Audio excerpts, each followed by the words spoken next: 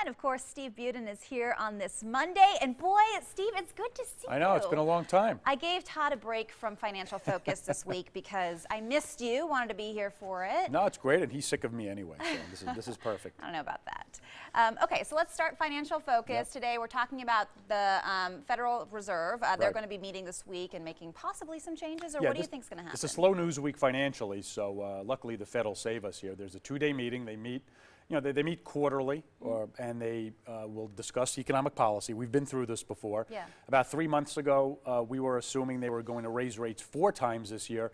Since the beginning of the year, the market actually has adjusted a little bit. Now they're not even expecting but 1. So we'll see what the data tells them. The big focus for the Fed is the employment numbers, and we've been steadily seeing some good improvement on the employment front. So it wouldn't surprise me for the Fed to come out and prepare the markets that maybe the next meeting or the meeting after they'll begin to raise, if the employment numbers continue to do what they're doing. Okay, so it kind of hinges on that.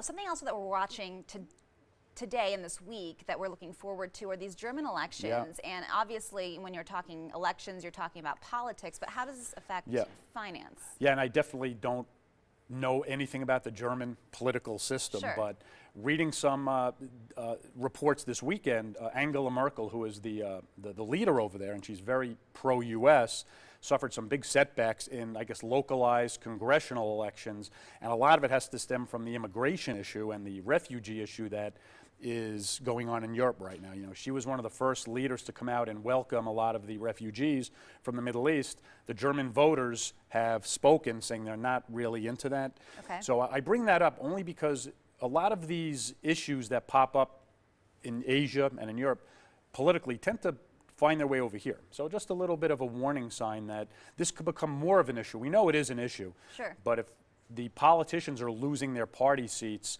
the rhetoric could be brought up a little bit more. And if you do elect someone that's a little less U.S. friendly, it could also impact our economy here, of course, and our dealings. And we always see how the markets react to these things. Luckily, not anything serious yet, but we'll keep our eye on it. Okay, and you mentioned Asia, and our third topic here on Financial Focus today is Hotel Del, which is in California, was just sold, and you said to Chinese investors. Yeah, and again, this gets back to a lot of the political rhetoric we've been hearing, but international deals go on all the time. And about a year ago, we talked about a big Chinese insurance consortium buying the Waldorf Astoria in New York.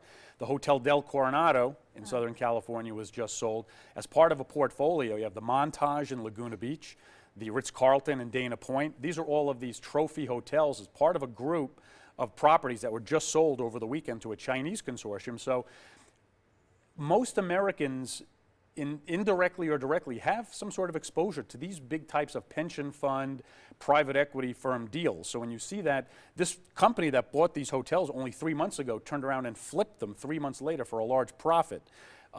Clearly, it shows that these Chinese companies see value in the United States. And as crazy as things are in Europe and overseas, the U.S., our big selling point is that we're a stable government, stable economy, and we have to keep that investment opportunity going because that's where you see the money getting drawn in. It's a great deal for both sides. And you'll often talk about these Chinese markets, and I think for our average viewer listening, sometimes they say, why should I care about the fluctuations? And you mentioned those pension funds. So maybe another reason for us to kind of keep an eye on the global markets as a whole? Yeah, a lot of these big hotel deals, these big real estate deals, pension funds get involved in.